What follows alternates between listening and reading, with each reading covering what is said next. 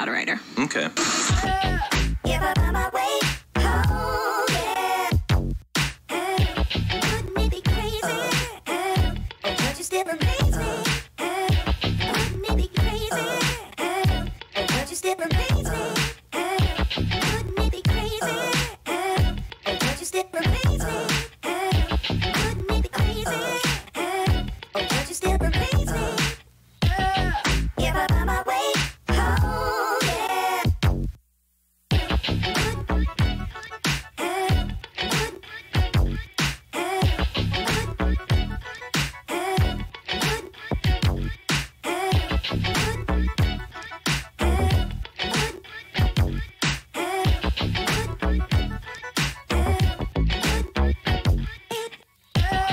If I find my way home, yeah. Wouldn't it be crazy? Oh, don't you still amaze me? Wouldn't it be crazy? Oh, don't you still amaze me? Wouldn't it be crazy? Oh, don't you still amaze me? Wouldn't it be crazy? Oh, don't you still amaze me? If I find my way home, yeah. This is the move for those who. What we do here is go back.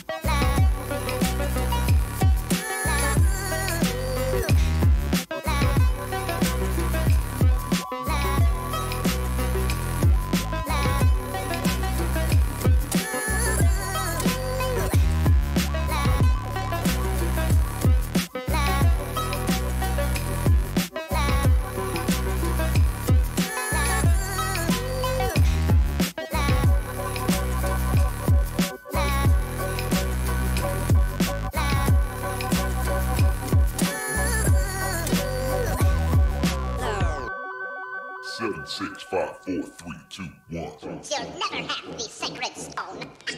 Oh, this you crazy mother.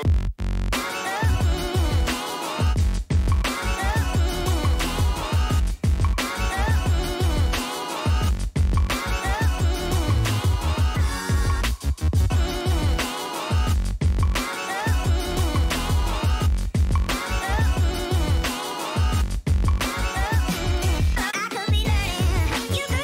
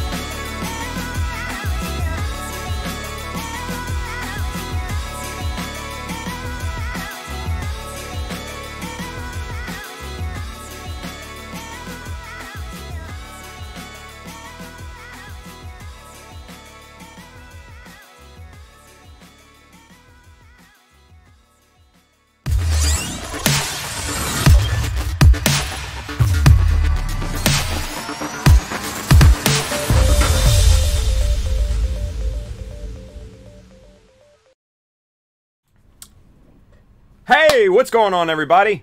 Welcome to the Child of Mecha live stream. I am your host, Tim, the one and only Child of Mecha, and I want to know, first and foremost, how's the sound? Let me know. Is it too loud? Is it too low? Is it worse than last time? Is it better? What are your opinions? I want to know. Please let me know. Sounds good. And Mizzy won.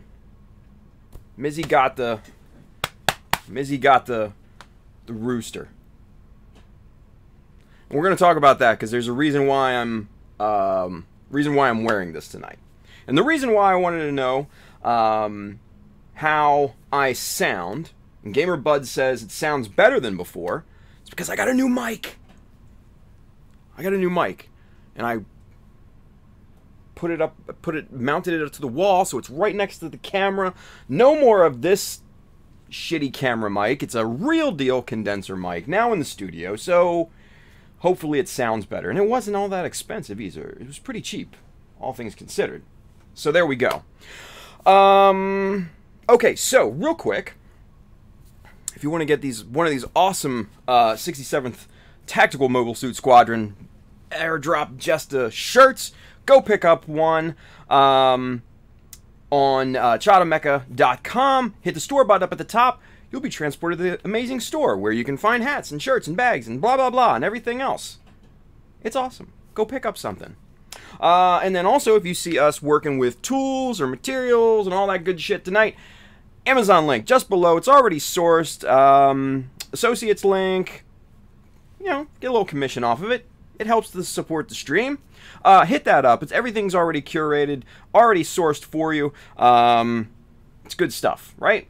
Down below on YouTube and Twitch. That side, if you're watching on Facebook, come on and get you some. Enzo Aaron Aguiar says, what mic is that? That's a really great question. It's an Amazon Basics mic. What? Yeah. So for those of you that don't know about Amazon Basics, get yourselves educated because Amazon Basics is amazing. It's an amazing product line. So, yeah.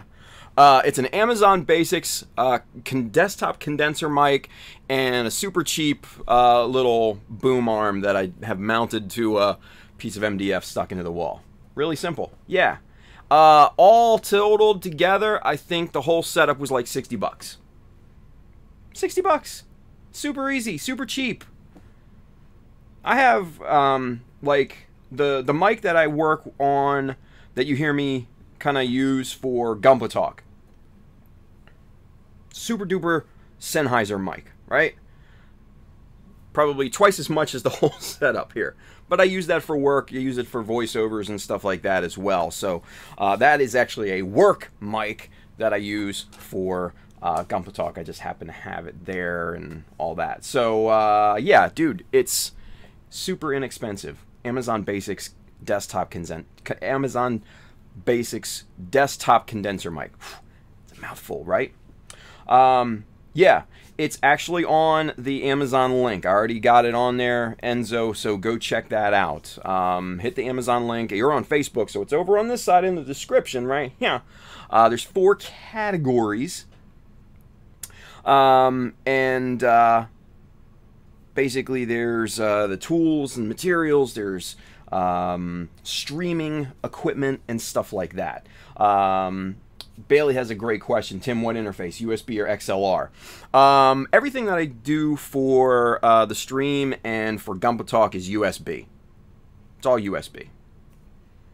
XLR is great, but I don't want to dick around with crossovers and interfaces and shit like that. That's just not my bag, man. USB sounds perfectly fine and perfectly acceptable for what I need it for. So yeah, XLR is, when I'm on, out on location filming and stuff like that, man, USB is perfectly fine for voiceovers and stuff. So easy peasy. Anyway, yeah, so this mic is actually pretty damned good. I am loving kind of this setup here because, like I said, I kind of got it right next to the overhead camera. It's just below the little flippy out screen and everything, and it's just perfectly located. I'm always right here. It's right kind of at eye level. It's just great stuff, man. But anyway, I digress on all of that. So, where was I? Amazon link, all that good, all that's covered. We're good there. If you need kits, or if you need paints, or decals, or accessories, these guys right down here in the corner, my boys at USA Gundam Store, go hit them up. We are partnered here for this 2019 GBWC build, and also the decals that are coming your way soon. And, man, just good stuff, right? Good stuff. So, let's see. What else? Programming notes. Let's get some programming notes out of the way. This week will be a normal week. So Monday, Wednesday, Friday is streams. Thursday, Mr. Old School Gunpla George, he is on the chat in YouTube. I'm going to be on Instagram with him at about 10 p.m. on Thursday, 10 p.m. Eastern Time. So the same time that I usually go on for the streams. So check us out there on Instagram. We'll be having a cool conversation. And what else? Oh, the reason why I'm wearing this tonight. It's a special occasion. So, everybody knows Corey, Mr. Lynx 53, right? Chibi artist extraordinaire. Right now, as we speak, he's creating the Chibi Gesta. Yeah, he is. He's doing it right now. He started like a few hours ago, but he's getting it done up. And you guys, wait for it. It's one of two that he's doing. So he's doing a freestanding one with no parachutes. He's doing another one with parachutes. What? Come on. It's going to be amazing. And you know what? I have been checking in on him. Oh, he's on break right now. Damn it. I was going to go do a share screen and show you guys, but he's on break right now, so we're not going to do that. But yes, two Chibi Gestas for you guys to choose from. One with parachutes and one without. It's going to be great. So I'm super excited about that. So yes, I wore the rooster tonight to represent the Gesta in all of its glory right now. And I know when I was watching earlier, he was complaining because it had too many panel lines and too much detail. Oh, he hates... That kid hates when I commission him for shit. I know he hates it.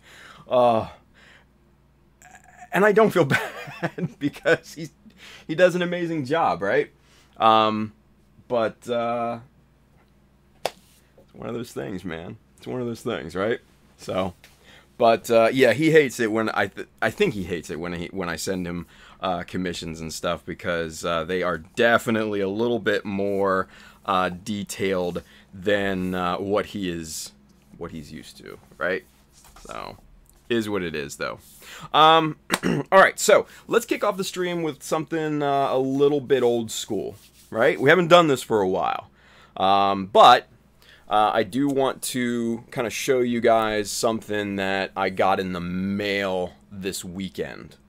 And it's super cool, right?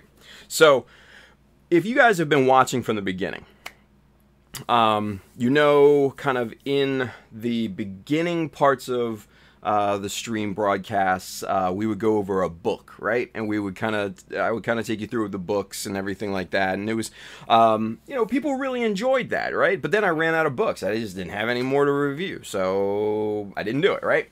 But I got a new book today, or actually over the weekend. So I'm going to show you this here real quick, and we're going to just go through this because I think this is a pretty damn cool book to look at, right? So let's go camera 2, Anthem. The Art of Anthem. Now, just for full disclosure, I've never played the game Anthem. Chances are I never will. Just because I don't have time. I don't game like that. I just don't have time for games. I really wish that I did have time for games, right? Because I love to play games. I just don't have time for it, so I don't. But what I do have time for is to relish in the artwork that comes from some of these games, right? So, this is the art of Anthem.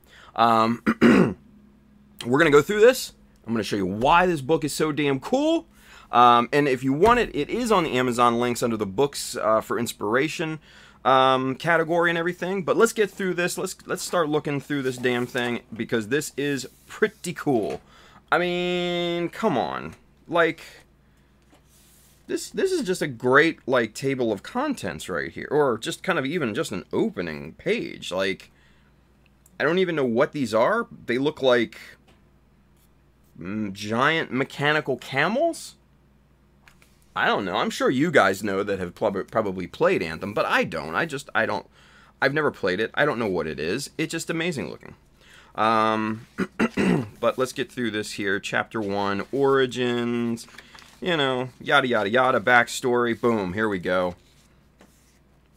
Robots. So, this is like an interesting junker, I guess, style robot. You got like a little girl kind of piloting this thing, almost like in a kind of weird, like, motorcycle configuration, right? Mecha. Thank you, Tex. That was funny. And then you've got these over here, which are somewhat similar. Yeah. Interesting stuff. But these are not the javelins, right? And it's cool, kind of like they tie NASA into it, right? I guess that's interesting, right? I guess they get inspiration from some of these things, right? So there you got this big beastie and people fighting it and all. You know, then you got your characters, you got some backgrounds, blah, blah, blah. You know, fluff in the book, right? And you got your character designs, yay, whatever, characters, nobody cares. Show me the metal. Okay, so here's kind of cool stuff. Okay, so this is where the javelins begin, right? So, Ranger Javelin, this is, I guess, your main, kind of all-around javelin, so to speak. You know, your hero, soldier type, whatever. Very cool designs. You know, you got I mean, look at this. 8 different unique designs on this one page that you can take inspiration from. Definitely some cool color combinations, like this one up here with this kind of weird neon white and this kind of, I guess, faded cream color. You've got some light gray, orange, and some OD green over here. This is just some really, really cool, interesting looks and stuff like that you can take from. Nice little action shot. And some more different, I guess, looks for this particular javelin, different configurations and things. Pretty damned neat. I like this one right here, the orange, black, and I guess that's kind of a light tan. That's always a good combination for colors, so yeah. Interesting rock climbing pictorial there. Got some different stuff. A nice little 3D model right here. Very kind of overcoat looking-ish. I don't know how I feel about that. Are mechs supposed to wear overcoats? I don't know. You guys talk about it. But here kind of, I guess, is how the pilot of the Javelin gets into the suit, which is interesting. Very Iron Man-ish, right? Different looks again. The different parts and everything, and the different configurations and all that. Kind of a 360 up across the top. Helmet open, maybe some wings in there. Interesting stuff. Different face, I guess, face covers for the helmet. Very cool, different configurations, glove looks and stuff like that. Different armor, I guess, configurations for this particular Javelin. Very, very cool stuff. Here's the Interceptor Javelin. And I was reading a little bit about this particular one, and So what this guy, Derek Watts, I guess author, designer, I don't know. He said, we really emphasized the concept that this javelin was supposed to be like a knife. As we developed the Interceptor, we moved to more of a race car suit in terms of the lines and colors. I like that. That's me, right? I dig that. And I think I would, if I played this game, I would probably dig this particular javelin. That's badass. I don't care what nobody says. That's badass. That's badass. That's a good look. Very, very much both of these. High caliber of inspiration for dioramas, posing, stuff like that. Both of these are just amazing, right? So, yeah, that would be really cool. Color combinations, outfits, different stuff like that for this javelin. Male-female version for this particular setup here as well. Man, different looks and armaments and stuff. Very, very cool all the way around. So, really cool stuff, yeah? Really cool stuff. And then you kind of get into the more kind of race car-ish looks and stuff like here. So you have the wild colors. You've got the weird neon greens. You've got the reds and stuff like that. I like this down here because it's kind of like got a Ford GT look, right? The old Ford GTs with the baby blue and the kind of like desaturated red. That's a good look, you guys. That's a good look. I like that look because that was a cool car back in the day. The new one was pretty cool too. Just saying. You've got the Storm Javelin. Don't know how this is different, but I'm sure some of you guys know. But man, looks pretty damn cool. Both of these pages are different, crazy setups for this particular javelin. Again, I don't play this game. I probably never will, but I love the artwork. The artwork is damn cool. I don't know what's going on here. It's a magic flying lady with two crazy baseballs. I don't get it, but it's cool, right? Hey. Different, wild different helmets and stuff like that.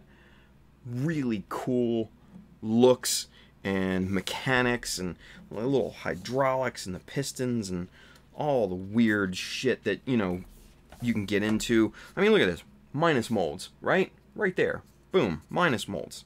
Cool little logo right there. I dig that a lot. But let's get through this here because, let's see. More different looks. More looks. Different colors and stuff like that. Different helmet on this particular side. All kinds of cool stuff. Cruella de Vil if she was in a javelin. Now this is a cool look.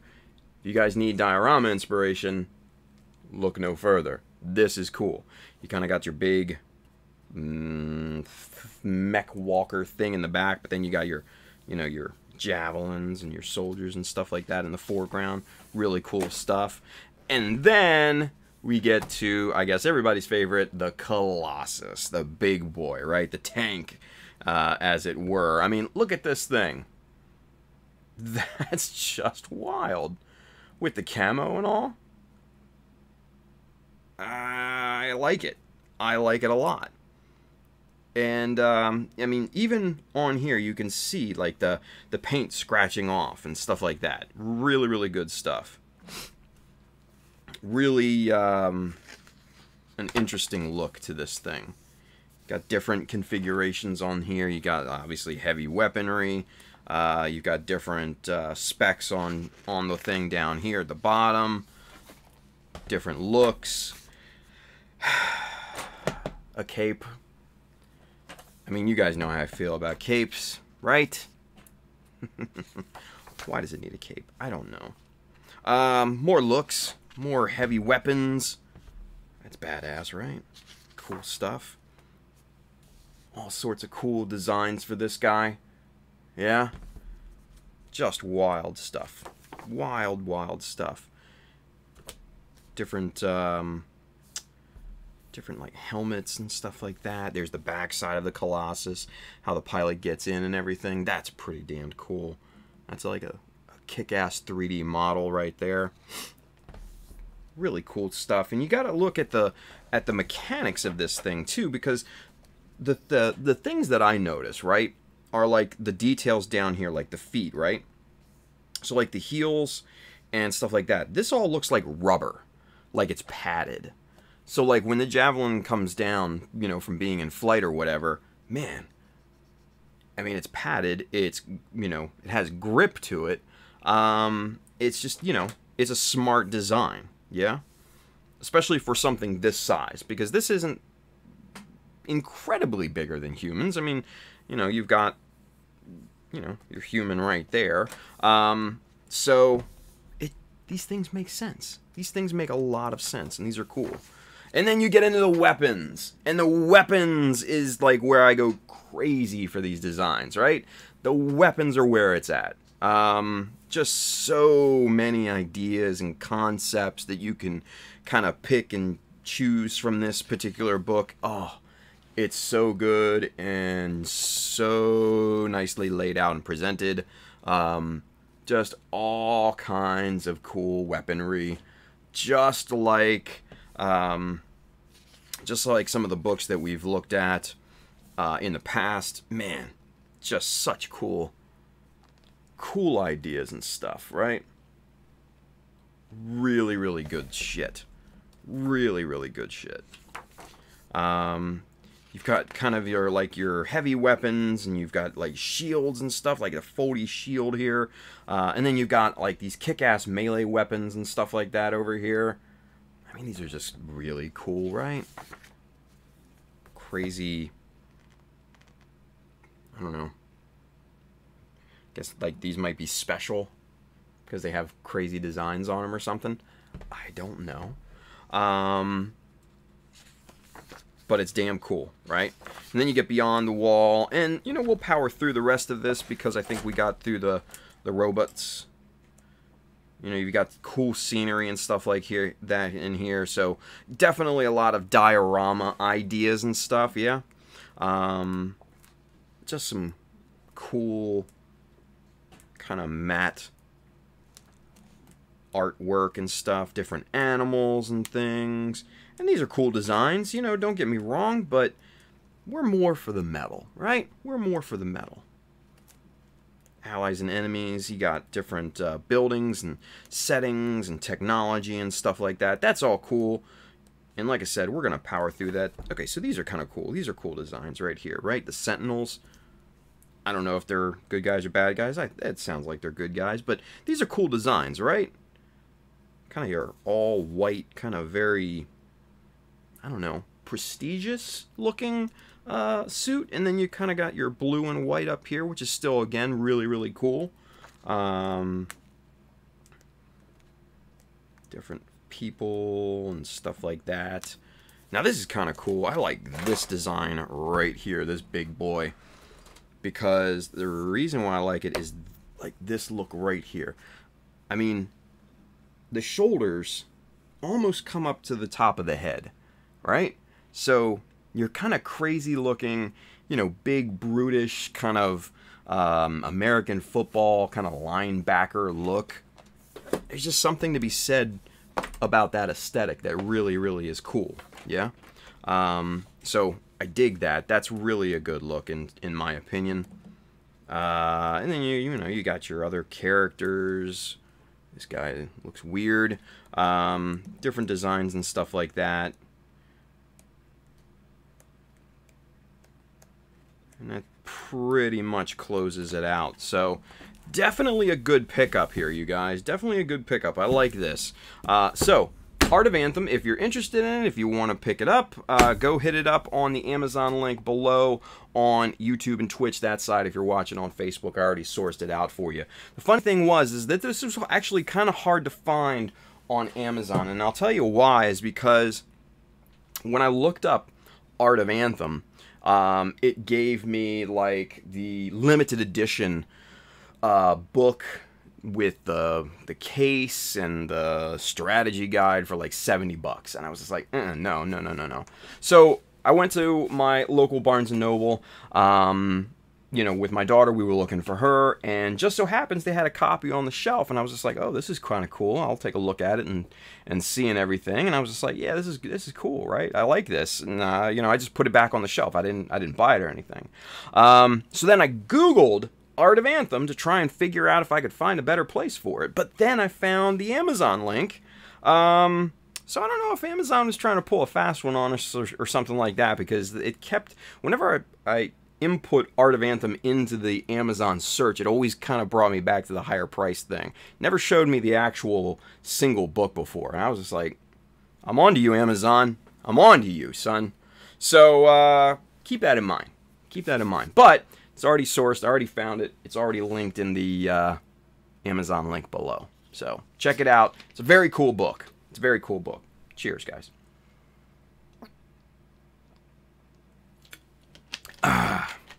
Alrighty then. With that being said, let's move on. Let's get some work done, shall we? Let's get some work done. Let's kind of bring you up to speed with where I am and what I did over this weekend, right? Because I didn't get terribly much done. I'll be honest with you guys. I didn't get much done. It just wasn't one of those very productive weekends. We all have them, yeah? But what I did get done was some more scribing and stuff like that, right? Let's see if we can get this angle a little bit better here. The angle's not getting much better. But you can kind of see I scribed all around this raised panel here, right? And then I scribed in some notches. Let's go super zoom.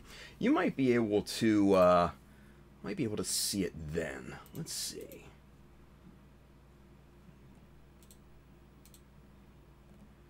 Let's go 5x. There we go. Super zoom in full effect. Here we are. All right, so. Oh yeah, there we go. Now we're cooking. So now you can see, excuse me. So now you can see kind of how I scribed all around this raised panel. This was molded in, so I just basically outlined it, right? Which basically brought more of the depth out, right? Just by adding that kind of pseudo shadow line, it makes it pop out.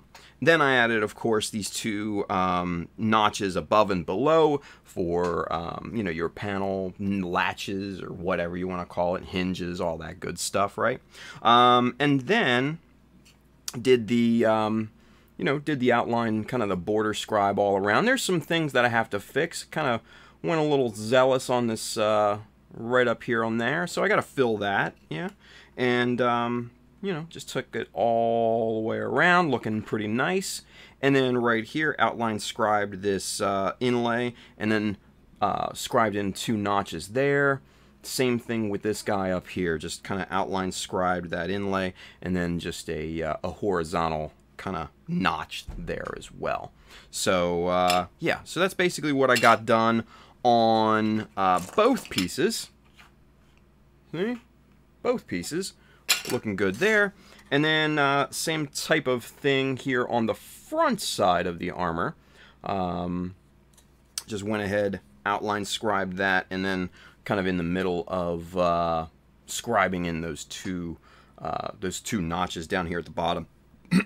Now, for the top here, I don't think, because it's so short right here, I think we're only going to go with one kind of longer horizontal notch, because this overall panel is a much smaller size than, say, this guy here, right?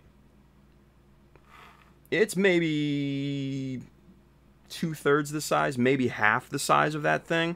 So I think just maybe one kind of little bit longer scribe up on one side, maybe have it asymmetrical. You know, maybe up here, these are about maybe 2.5, so maybe 3 millimeter long little notch right up here in the corner. I think that would probably look good. That's just me. So, that's going to be something that we might work on tonight, but I do want to get some structural things done tonight. So, I'll show you that here in a second. Let's get out of Super Zoom so I can kind of explain my thought process here a little bit better for you guys.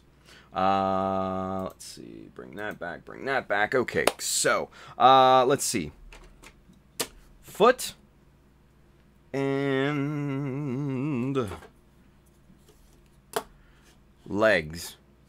So what I want to try and do is get this ankle piece pegged in to the foot, pegged into the leg, right? So that this will become fused with this lower leg piece. So that way, when all I have to do is assemble the foot around this ankle piece. Really simple, right? Superset 5, he says, uh-oh, is Twitch acting up for anyone else, or is it just me? Gary's just like smooth on my end. Yeah, dude, it looks smooth over here on YouTube as well. Everything looks green to me, so it might just be you this time, dude. Sorry. Anywho, so what we need to do to be able to properly line this thing up, because I can't do it just like this, because, you know, there needs to be a bit more finesse with lining this up, yeah? So, what I need to do is I need to be able to, excuse me, get everything assembled back onto this thing. And then that way, that's the wrong unit there. Where is the correct one? This is it. Okay. So, in order to get everything lined up, I want to get the leg armor back onto the leg here. And then that way, we can properly line the ankle up and get this thing freestanding.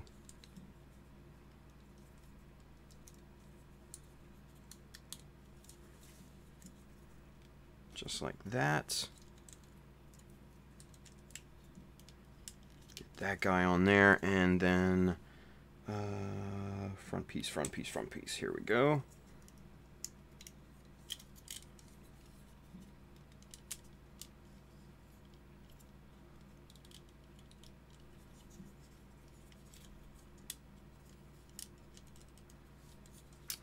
Alright, make sure we have all the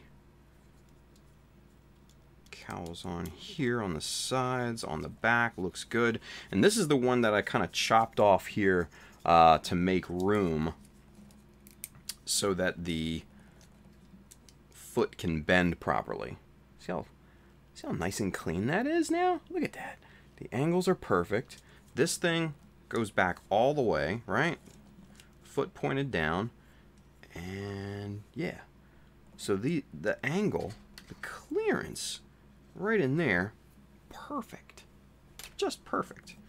But, like I said, we need to be able to mount this properly so that it looks centered on this particular leg, right? So, I'm looking at maybe a millimeter back from there. I'm thinking that looks pretty good.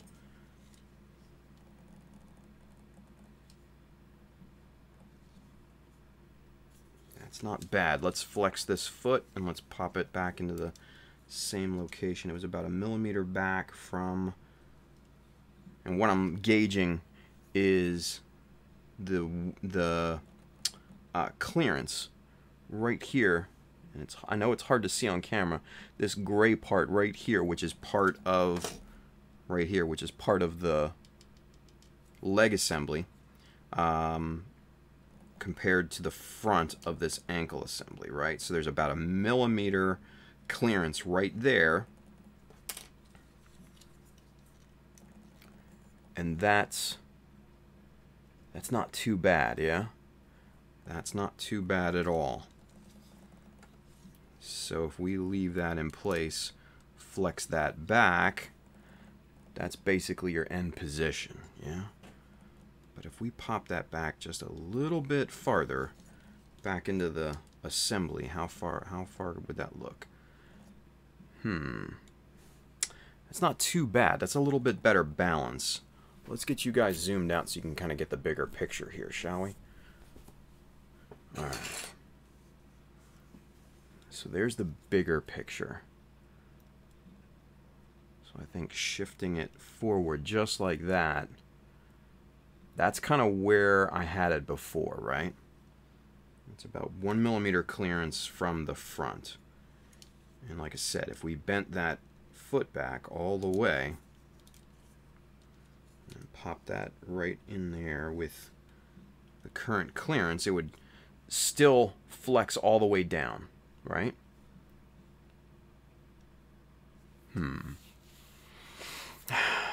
I think that's still a good look. I think that's still a very good look.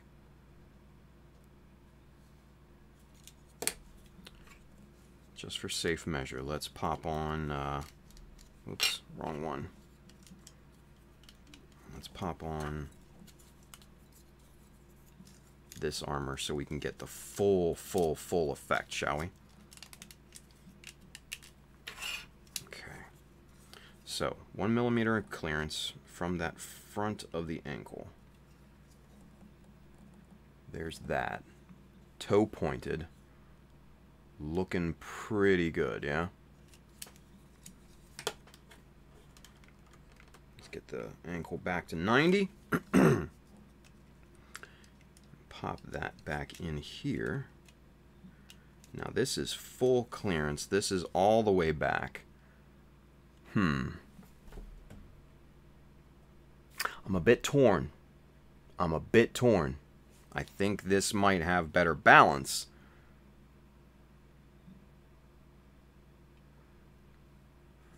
I think the full clearance has better balance in terms of front and back, especially when the high mob armor is on, right? So when I mean full clearance, I meant the foot all the way back to where it can't go back any farther. The limits of the internals, which is about 3 millimeters from that front part. It was 1 millimeter before, so we pushed it back 2 millimeters, right? Now, if we were to push it back up to about 1 millimeter where we had it before, that ankle is now straight in line with the knee, right? So there's the inside of the leg, and then there's the outside, yeah? Kind of your 3/4 look.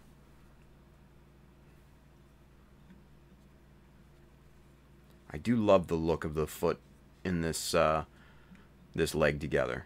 It's just awesome, I think. I think it's a great combination. But I think what we might do, just for balance and aesthetics, I think we may push this all the way back. I think so. Let's make sure we can flex this foot all the way and push it all the way back, right? Yeah, so we can. So there is... Whoa, hey now. Jacent Rabbit. Thank you for the subscribe. Appreciate that. Welcome to the army. Appreciate that. Thank you for watching. Okay. Full flex, full ankle flex, all the way back, full clearance from the front.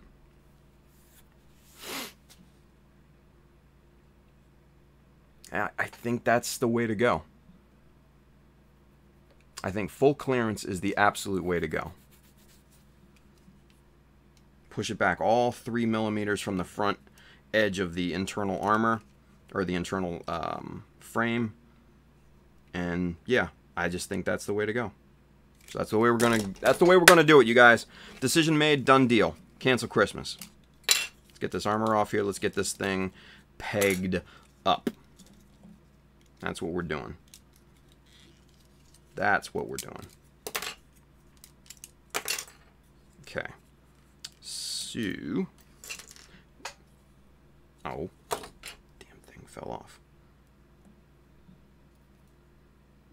There we go. Now we got it. Giant Mega Robo, what's going on, man? He says, will you not be fixing it into place? What we will be doing is fixing this big block of ankle up into place. We're going to be pegging this into kind of this socket that I cleared out, right? So that's going to be in there, but it'll still have flexibility, you know, in the joint down here, in the pivot point down at the bottom, and then of course the foot flexes all over the place and everything like that. And then, you know, obviously you're going to have your lateral movement is there as well. And we're obviously going to need to trim that here to allow for that lateral movement, right? So, but all the way back, full clearance, I think is going to be our moneymaker. Yeah. Okay. We're going with that. We're going with that. So let's get this foot assembly taken off of here, because all I want to really mess around with is the ankle block. That's all I want right now. So we're going to take all of the pieces off. We're going to set these off to the side here, right?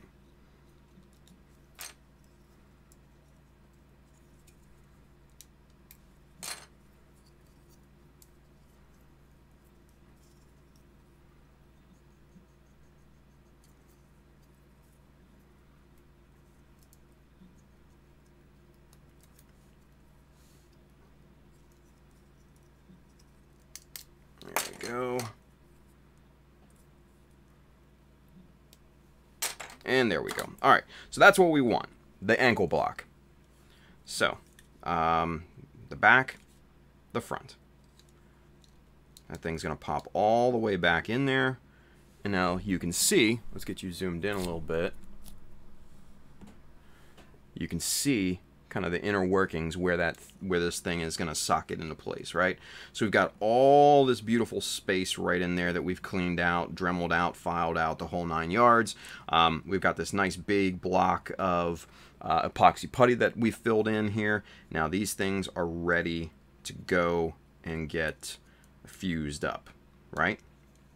Now, a few things that we have to do beforehand. Number one, we have to figure out where we're going to put this peg. Now, originally, what I thought was maybe, I'll show you here.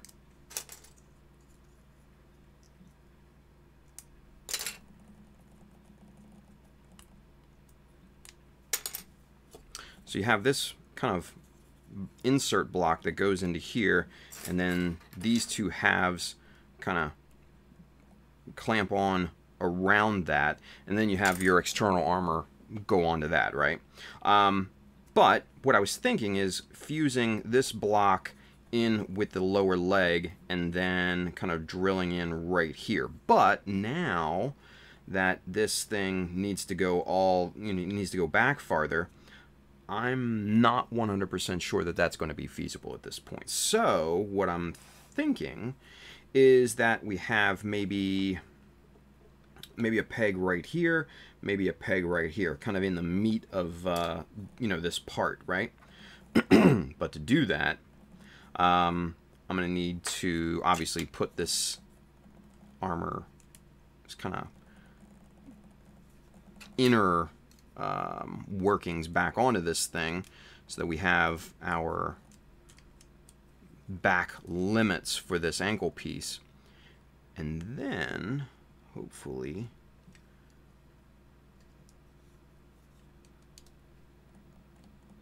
we'll have enough room to peg this guy. I think we should. All right, so to do that, we're going to break out the locator pins. Now, if you guys have not seen these, you're in for hopefully a treat here. These are really kind of cool. And we're going to have to get you super zoomed in so you can kind of see exactly what these things are, right? Because these obviously are super, super tiny. So So let's go with this good old super zoom. 5x. Boom. Here we go. All right. So these little guys here, these little locator pins, right? What these are, pretty much made for resin and stuff like that, but I find them extremely, extremely useful, right? So there, as you can see, the lower half, this is a 1mm peg right here, and basically what you want to do is you want to drill in a 1mm hole into the part, one of the parts that you're pegging together, and then this side has this flat part with this nice little pointed kind of piercing tip, right?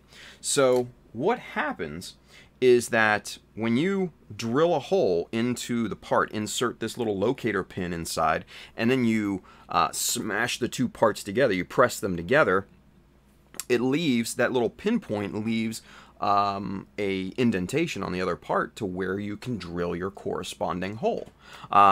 So it's then perfectly located. Now you get kind of a little pack of 5 of these, right? 5 of these little guys, and very, very, very useful. Like I said, these are more for kind of resin builds and stuff like that, but for the things that we do, incredibly useful. Incredibly useful. So, what we need first, obviously, is a 1mm drill bit. Excuse me. And let's get the hell out of super zoom here, shall we?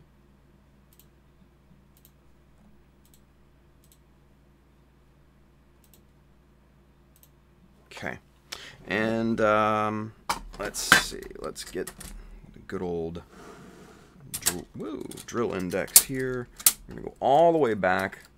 And number 60 right here, the smallest one, that's our 1mm. Or 0.99mm.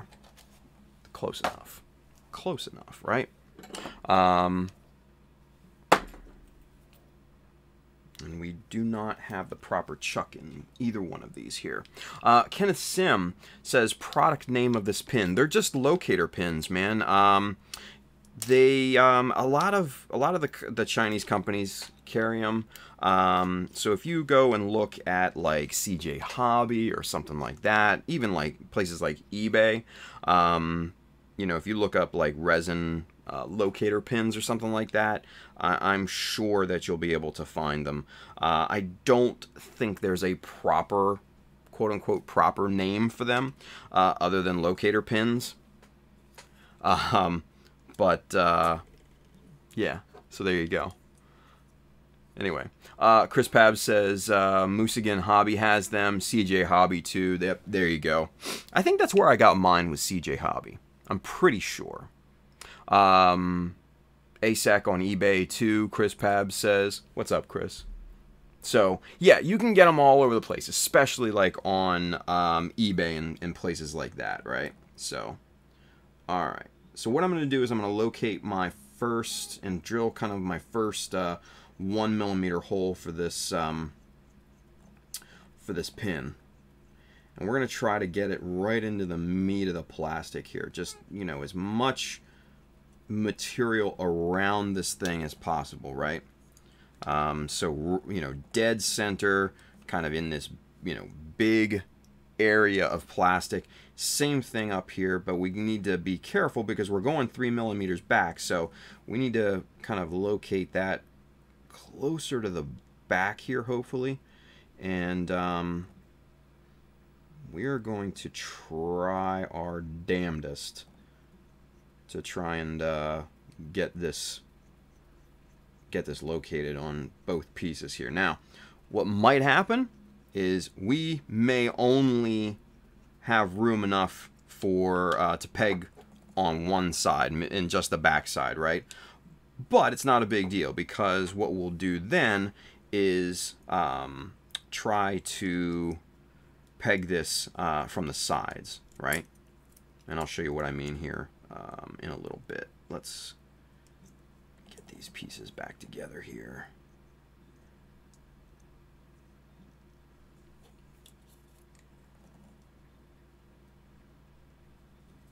So basically when all is said and done, this whole assembly will pretty much be a solid block, except for these two outside pieces, which we'll pull off here at a later date. But once we get the vertical, then we can go back and we can use these side panels here and drill in horizontal, and then that way it'll be held in place like nobody's business. We'll also obviously tack on some glue here to, you know, overkill is underrated type of thing, right? So that whole thing, that whole assembly will be rock solid at that point, right? So what we got to do is we've got to grab our little locator pins and pop these in here without dropping them on the floor, because trust me, these things are so damn small, you don't want to spend 45 minutes of your day trying to find one of these on the floor. And the worst part is that they're aluminum. So they're not, you can't just take a magnet and try to find them or whatever. I don't know if they're aluminum, but there's something that doesn't get picked up by magnets. Let's put it that way. Brass or something, I don't know. Anyway. Alright, so there's our two locator pins popped in there, right? Get this back into focus. Those are ready to go. So now we take our ankle block and we get this, try to get this located up as best as possible here.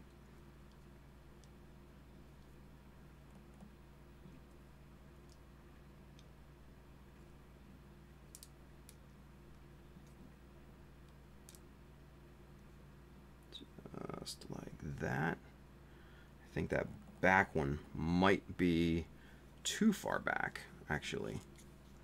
And then we just kind of apply a good bit of pressure down onto it without breaking it, obviously. And then, now you guys can't see that for nothing, so let's get super zoomed in.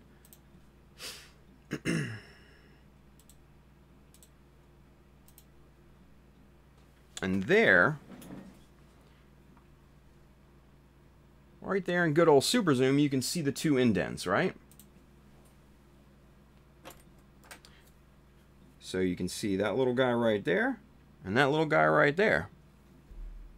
Good placement. Good placement.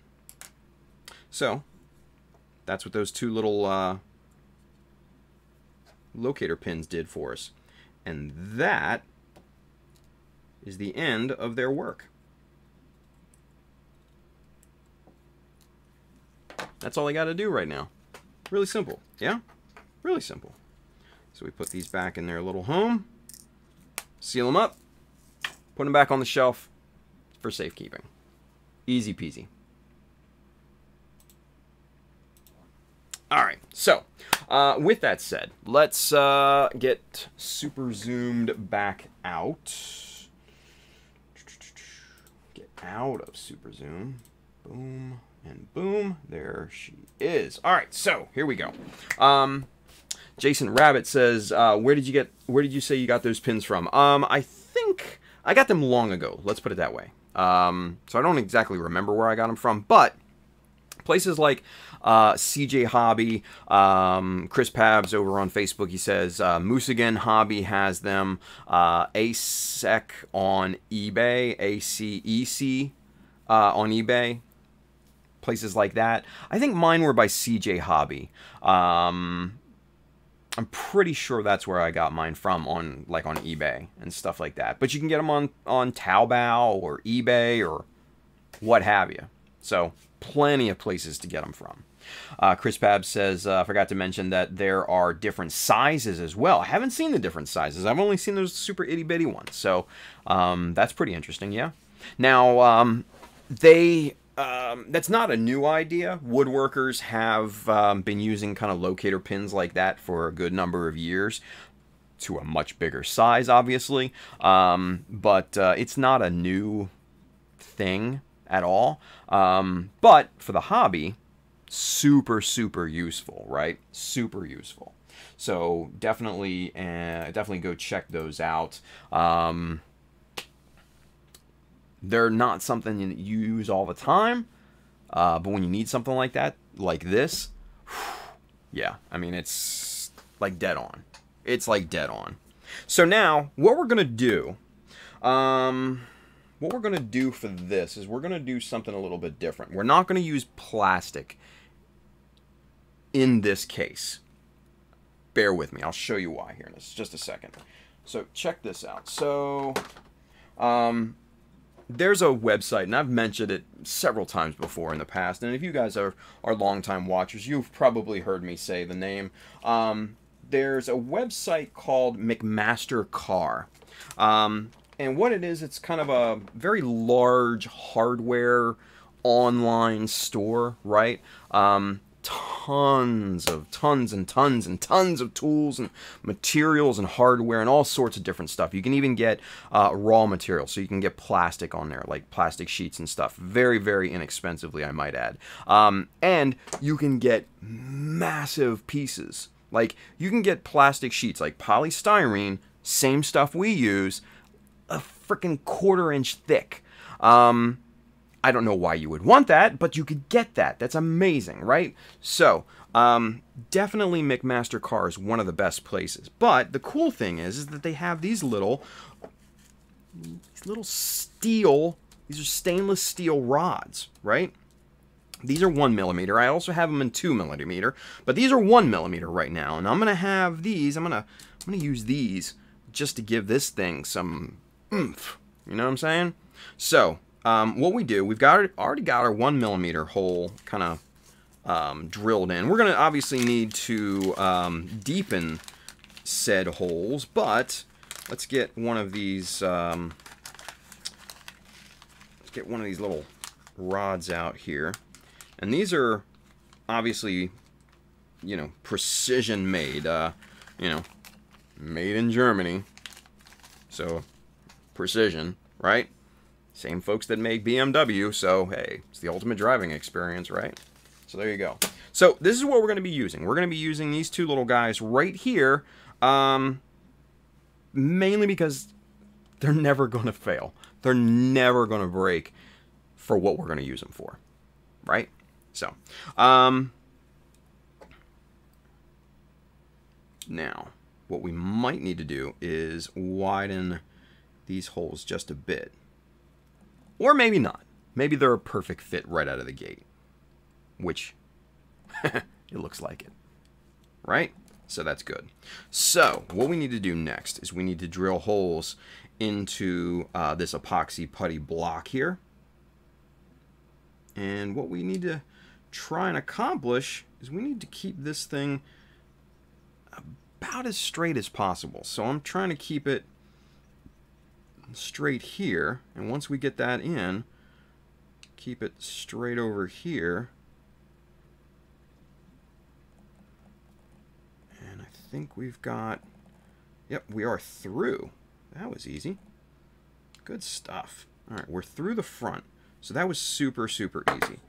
So now we can pop our 1mm rod through there, push that into place, and that conveniently bottoms out right in there, right? So now we have this nice little front piece right there. Let's align that, and oh my god, look at that, how perfect that is. What? I mean, that couldn't, that's magically delicious right there. Like, frickin' Lucky Charms. Perfect. So, that's what we were looking for. That's exactly what we need. So now we got to do the same thing to this other side. Now, we don't have much clearance on this other side. So, we got to be careful drilling through all this material here, because we need to keep it straight as possible. Straight there. We're looking pretty straight there. And luckily, it's not going through a ton of material. It's just going mostly through plastic. Not a lot of epoxy putty. And and we're through. Okay, cool. So now we'll insert this rod into here. Press that into place. That also conveniently bottoms out on this kind of cavity back here, which is perfectly fine because you're never going to see it anyway, right? Now, there is a bit of height difference in where that rod bottoms out. Not a big deal. Let's make sure we've got clearance on this back hole here because I know we didn't drill that too deep. So we're going to take a little more material out of this thing, and I think that should be good. Let's line these two bad boys up, and moment of truth. Boom. Ooh, that's solid. Solid as a rock. Come on, you 80s kids, let's go. Look at that. That right there, ladies and gentlemen, is a solid connection. That's lovely. I mean, that doesn't even need lateral reinforcement. That's really super solid as is right there. Really quite nice. Ah, shit. having a problem getting it apart now. There we go. Now it just slides out. So there they are.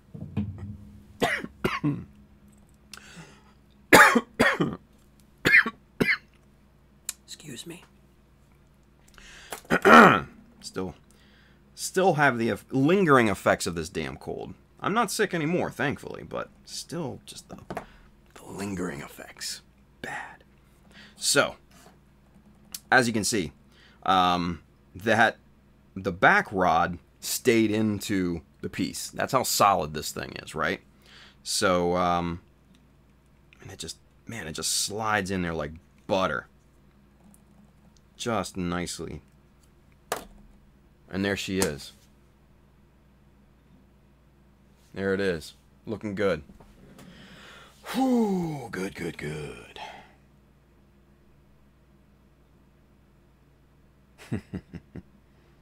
Good stuff. Let's see. Colin Barr, where's it going? That's right, nowhere. I don't get it. I must have missed something. I don't know. Brandon G. Bimmer quality. That's top spec stuff you got there. Thank you, buddy.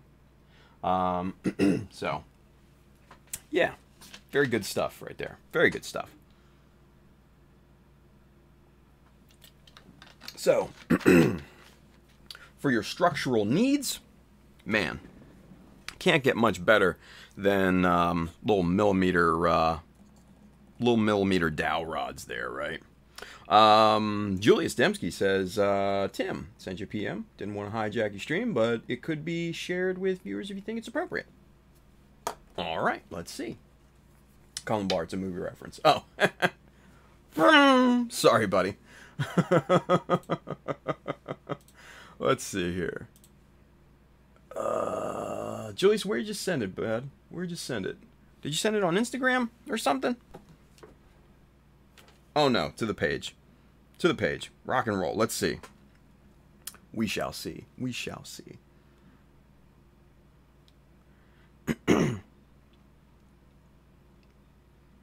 Let's see.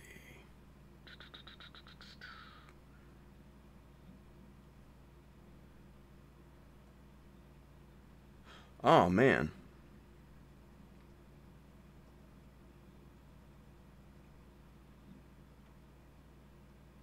Yeah, definitely, dude. Okay, so you guys, Julius sent me a message, and so on through, you know, the Facebook page and everything, you know, and he just wanted to make sure it was appropriate, and I totally agree, you know, totally understand that. So, wow, that's a hell of a shame. So evidently there's a young lady, Jessica Martinez, and she posted on the San Francisco Bay Area Gundam Club, the Facebook group, right? She is selling some basically brand new in box master grade kits. The reason why she's selling it is her husband passed away. That's a damn shame. So she's basically trying to, you know, sell these things basically to, you know, pay for expenses and things. I mean, if you guys are in that group, try to help her out, you know.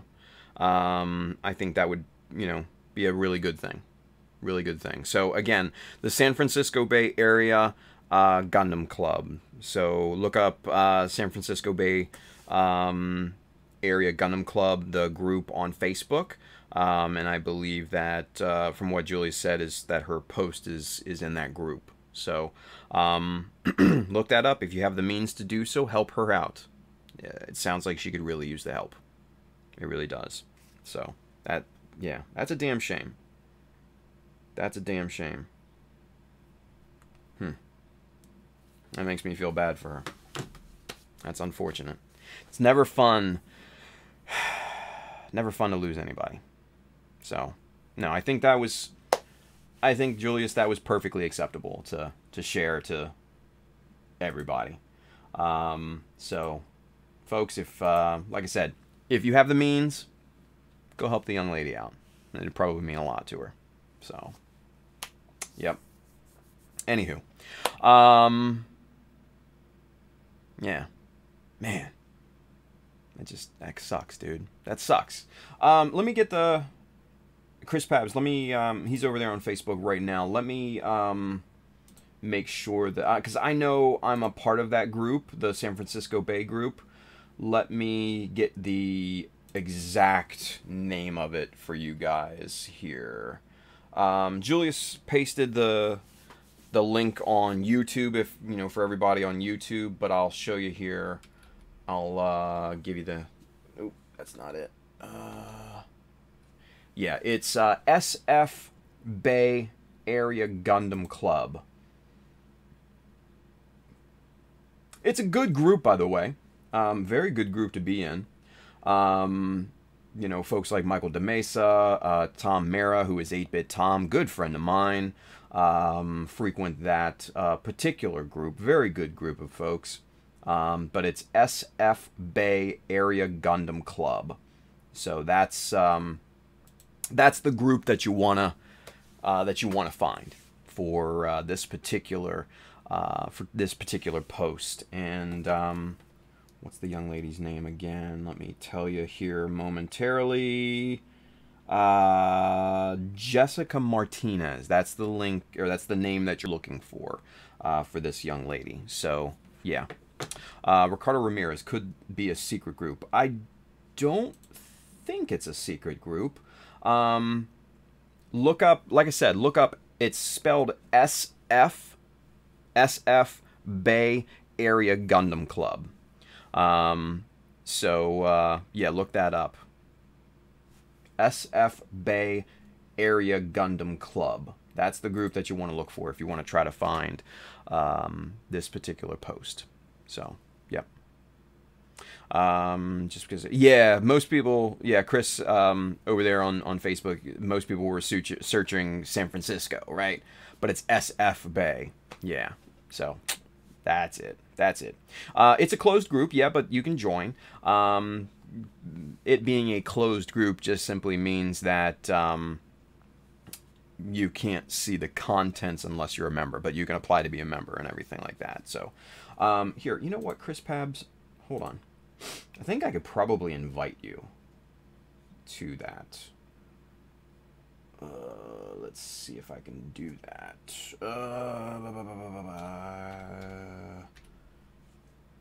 There you go. There you go, Chris. I just added you. Make it easy. Now, I'm not going to do that for everybody. All right, so don't ask. I don't have time for that. Just saying. You can find the group. You can join the group. Everything's good, right? Well, everything's not good, but I'm just saying, you know, you get what I'm saying. Anyway, so with that being said, there you go. Go hit that up. Go help that young lady out, because it sounds like she could definitely use some help right now. That sucks. So, okay, back to our regularly scheduled program. Hopefully on a little bit of a lighter note, because that's a damn shame. That is a damn shame. It really is. Oh man, Cullen, I live on the other side of the country too, and I joined the group, man. So don't worry about geography. If you live in New York or Maine or what have you, you can still join California groups. Hell, I'm a part of the Australian builders group and the UK builders group and stuff like that. So, man, don't even worry about geography. It's all about the love of the hobby, right? There he is. There he is. I'm talking about Corey. Lynx 53. I know he was working on it a little bit earlier. Oh, and it looks like he finished for the night. Or at least he finished the current stream, right? How'd you do, Corey? How'd you do, buddy? How'd you do? How'd you do? A gift is on its way. Whoop, whoop. Yes. All right, you guys. Let's see. Let's see. Let's see. Checking mail. Checking mail. There it is. It's the email. All right, hold on. Let's see this. Dropbox is opening. I can't wait. Continue. Oh, go away. Go. Oh, what? Look at that. Look at that little guy. Holy shit. Okay, let me get it. Let me get it big here on the phone for you guys, and I'll show you here. Are you ready? Y'all ready? Y'all ready? This is good. This is good. Oh, look at that. What?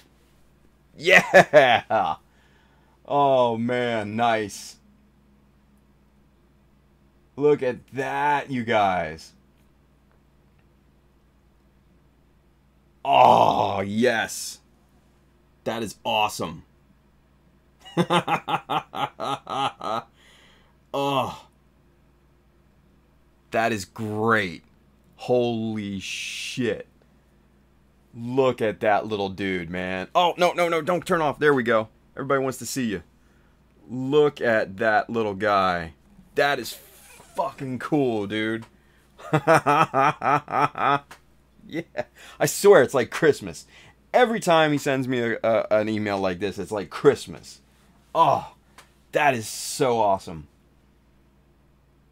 Dude, Corey, that really good, brother. Really, really good. You were getting a ton of love over on YouTube and stuff right now, man. Good stuff. He said, Corey says, only the first one done. Got a little headache, so gonna work on the second one on Wednesday. Yeah, he got a headache. Because it's, so much detail. Oh, brother. I know you hate working on mine. I know you do. Just because of the details and everything like that. But, brother, you, oh my God, you smash it out of the park, dude. That's amazing. I love it. I absolutely love this thing. It's adorable. Oh. Freaking cool, dude. Oh, look at that thing, man. He's got all the bitty details in there and everything. It's great. No. Don't do that. There we go. Oh, I can't stop smiling right now. This is great. Oh. Man, cheers, Corey. That's amazing.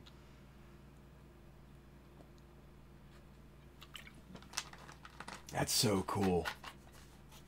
That is so freaking cool.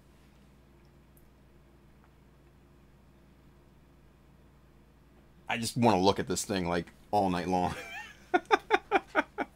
Oh. That's so awesome.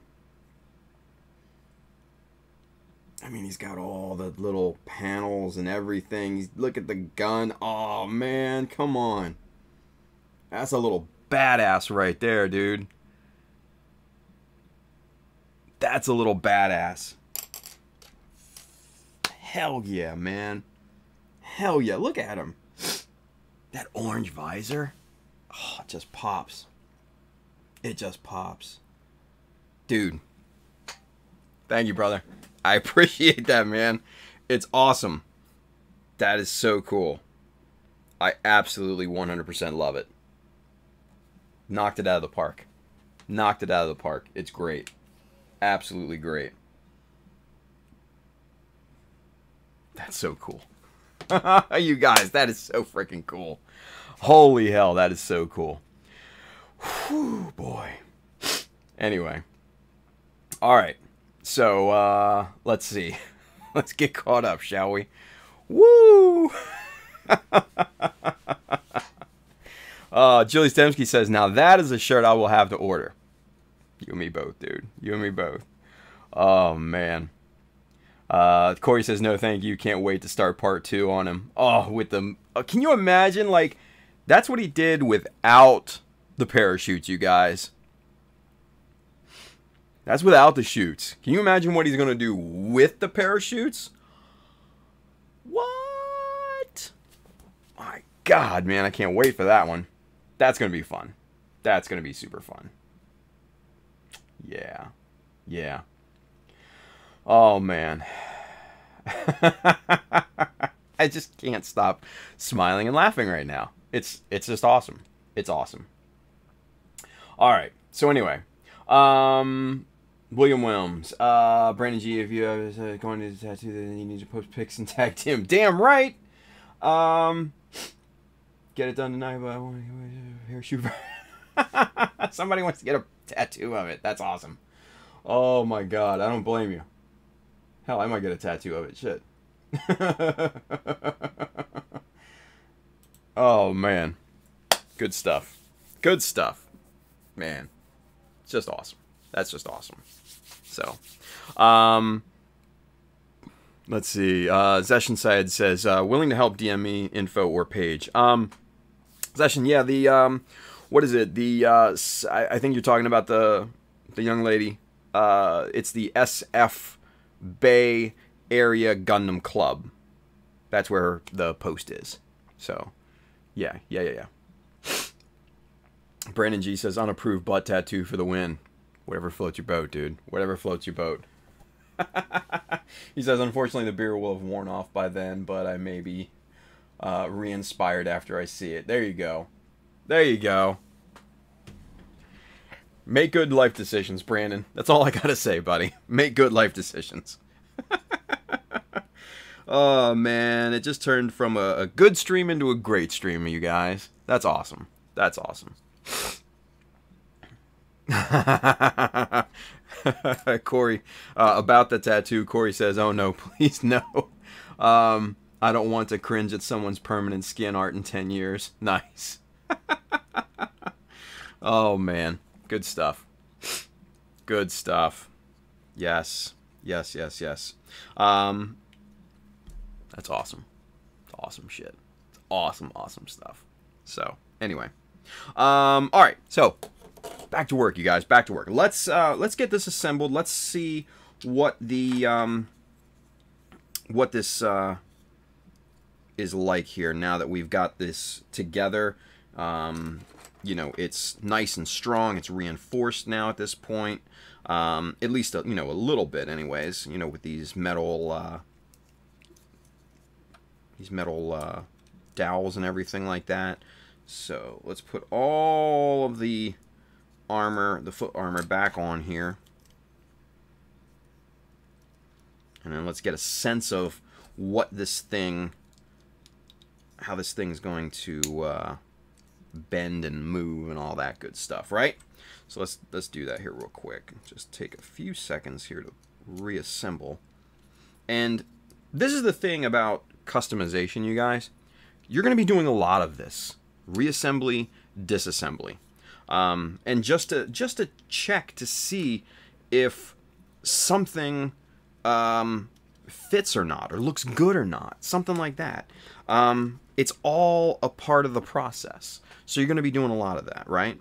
So that looks good there. Ooh, look at that back. Look at that full flex. That's so nice. Now, obviously, for your lateral movement, you know, kind of twisting this way, we're going to need to free up some of this plastic in here. We're going to, you know, have to pull some of that back and get a bunch of that off of there. But that's not a big deal. We can deal with that. We can deal with that later. But right now, it's more for, you know, your kind of front and back type of flex and motion and everything, right? So let's get all these armor pieces back on here. Good stuff. And let's get the front back on to there. Snap that in, and then, oop, that's the back. Need that, that, right there, and right there. Ooh, look at that, look at that, look at that. Let's see. Front flex. Ooh, look at that. There's that front flex. Let's see. Look at that. Yeah. Oof. Look at that. The Sinanju Stein. And I don't know, mind you, I don't know if the straight Sinanju Master Grade has this type of ankle flex to it, you know, with the toe and the, you know, the ankle and all that. But man, the Stein is just insane because, I mean, look at this. This is right here. That's just balancing on the toe. That's it, just on the toe. Yeah? That's insane, you guys. It's just balancing right here on this. Just like that. Crazy, right? Just crazy. So that's a good amount of flex there. It's got nice front to back flex. It's, man, it's solid. Really nice. Obviously, we're going to have to, you know, take away some plastic on the inside there for the lateral movement. That's, you know, expected. But as an overall, man, that's a solid look, you guys. That is a solid look. I am really digging that.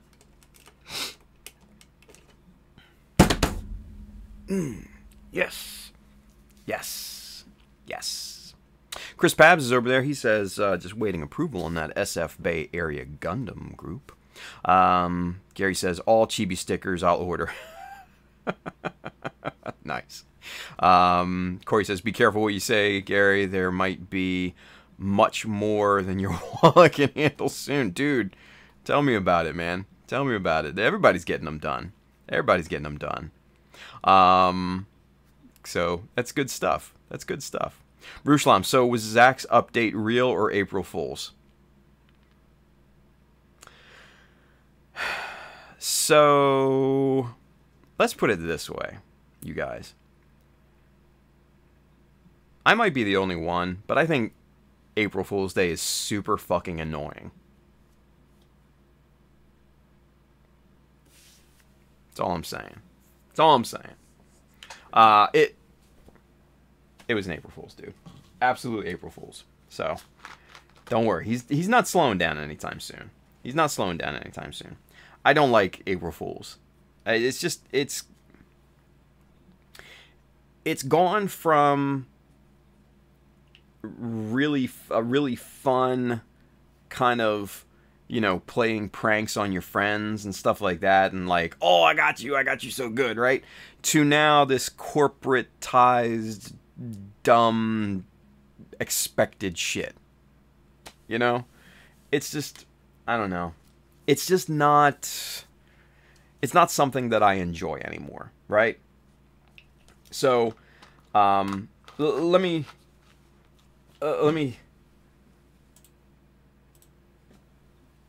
spit an anecdote here just real quick for you guys. So, one of the best April Fool's pranks that I think I've ever done was back when I worked at Comcast here in Maryland. Yes, I know, Comcast. The people there that worked there were really great people, so don't judge.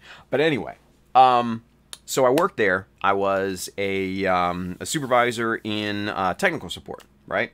So, you know, a bunch of the supervisors were really, really close. We were very, very good friends, the whole 9 yards. And this one supervisor, he came in kind of on a later shift and everything. I was more of an earlier shift, right? And then, you know, what we were doing, the whole call center was transferring, kind of getting rid of, you know, kind of the real phones, like actual units, and it was going more towards a software application, you know, a desktop software application for their phone pieces and everything. So we had to basically take all the phones out one night and switch everything over to software-based stuff, right? So the whole call center did that, right? And it just so happens that we needed a place to store these phones. Well, one of my friends that came in later, his desk just happened to be the perfect place to store all like 500, 600 of these phones.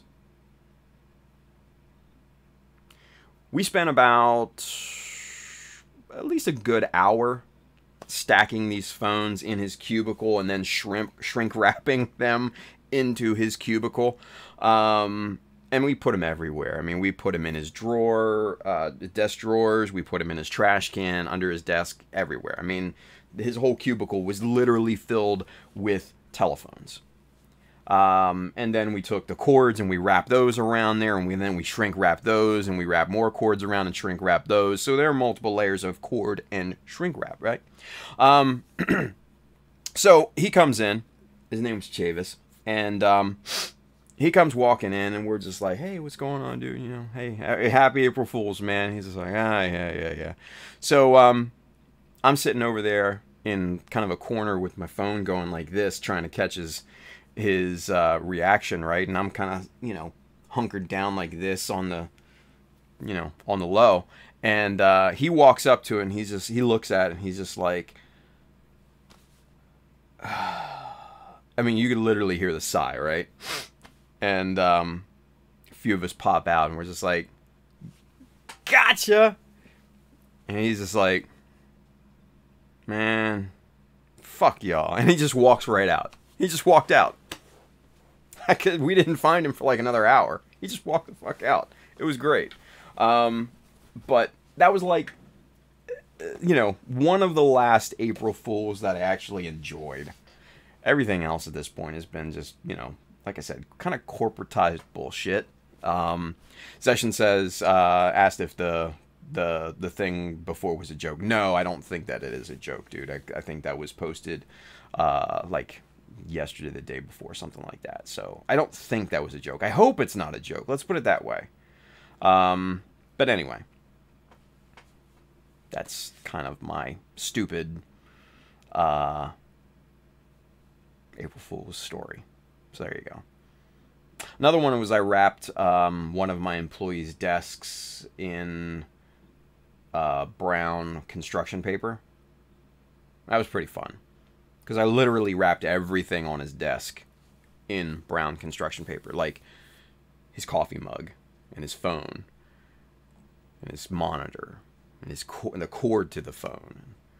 Just everything was wrapped in construction paper, and he had to unwrap every single bit of it. What are you going to do? I'm a good boss. Anyway. Back to camera 2. Alright, so, continuing on after that dumb April Fool's story of mine. I can't tell stories. I'm sorry, you guys. Whatever. But thank you for sitting through it. Cheers to you. Oh, yes. Yumi Shasan. I'm sorry, Yumi. I'm not going to try to pronounce your last name there. Says, I like April Fools. Just keep it simple. Small jokes. Just a laugh. I agree. That's a good call. Any relation to Jeremy, by the way? Shasan is not a common name. So, there's that. Anyway, but if you're not, sorry. But I agree. Simple stuff. Not this corporatized crap, right? Like, earlier today, what was it? McDonald's posted the all pickle burger, which is made of all pickles. It was just like, whatever. The one that got me this morning, though, and I do have to tell you about this. The one that got me this morning, and this was before I remembered it was April Fool's Day, right? So it was like first thing this morning, right? My wife tagged me in a post from Chick-fil-A introducing their new Chick-fil-A sauce milkshake. Yeah, let that sink in. Chick-fil-A sauce milkshake. Bleh. That's kind of how I felt. And I fell for it, I'll admit that, for about 20, 30 seconds. Until I'm like, oh, wait a minute, it's April Fool's. Whatever. Anyway. I'm glad it was a joke. Let's put it that way. Because that would have been gross. Super gross. So. Alright. So we've got this done. We've got the structural mods on this particular foot done. Yeah? And that looks pretty good. I like how that's looking. Yeah? Looking good. Chris over there on Facebook says, yikes, I need a drink now. Right? Donnie Baxter, gross. Yeah, super gross, right? Just the thought of it. Just the thought of it is just like, ugh. Anyway. Alright, so, real quick, I'm interested in how this whole leg is going to look now that we've got kind of all the good structure stuff done on this thing, right? So let's pop the knee armor on there just for the full effect, and then let's get it into the waist here. Right in there.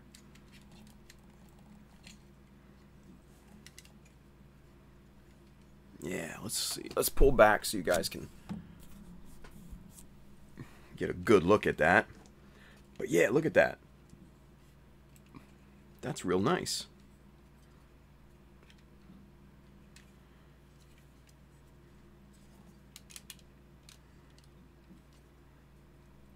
Yeah. It's a pretty good look, right? I dig it. I dig it. I really like that. Alright, cool. So, what we're going to do, let's move on. Let's get back to the front armor here, right? Let's go and finish scribing some notches in here, yeah? Let's see. Chris over there on Facebook says, you know it's bad when you need to cleanse your palate, but haven't even eaten anything. Dude, tell me about that. Like, come on. Now, I like Chick-fil-A sauce just as much as the next guy, right? But not in a milkshake. You know, that's kind of how I felt when I first saw that. I was just like, nah, this is just gross. Just gross. Alright. But anyway, enough talk about that. Let's get back to work. Let's talk about plastic robots, shall we? I think we should. So, we're going to be using the 0.50 for this. Yeah. And we are, like I said, we've got, let's make sure we're on camera here. So we've got two notches down here to kind of match the look over here on this one. Now, like I said before, the top is not long enough to accommodate two notches of this kind of same size, right? So what we're going to do is we're going to make one notch that's just a little bit longer. And we're going to nestle that to one side.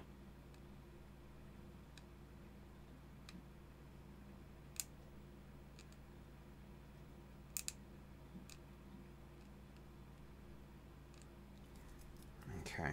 Start on one side, flip it around, make sure to get that end nice and square. That's super crucial when it comes to notches. That's what sells the cleanliness of the notch, is to make sure the ends are perfectly square and really, really good looking, right? So that's crucial when it comes to notching.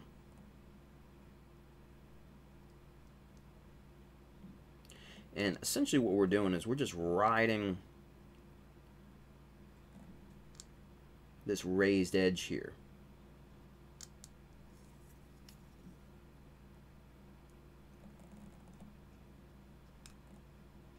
We're just flipping it back and forth just to make sure that we get the bottom nice and even, nice and flat, because that's key.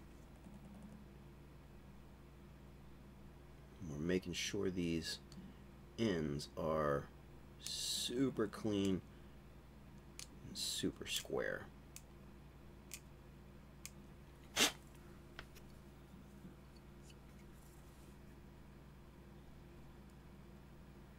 Okay.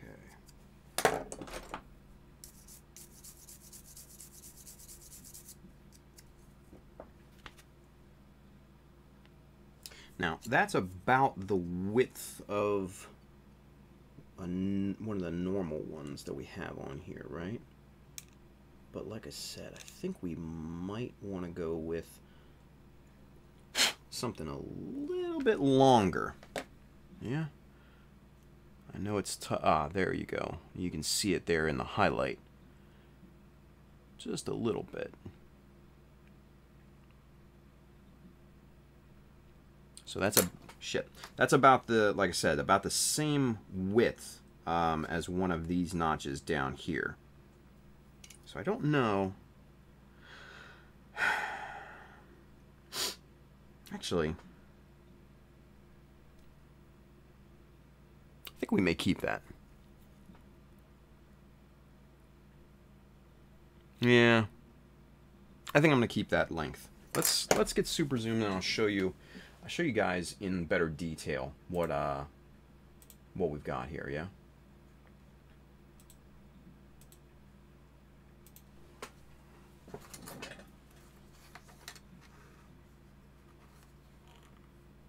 So there we go. Yeah. Seeing it like this, seeing it in ultra close-up like that, definitely gives it a better look, because you can see what it looks like, kind of almost from a first-person perspective, almost like in real life, right? So if that looks good at that high of a magnification, then you know you're onto something. At least that's kind of my thought process, right? I like that look, though.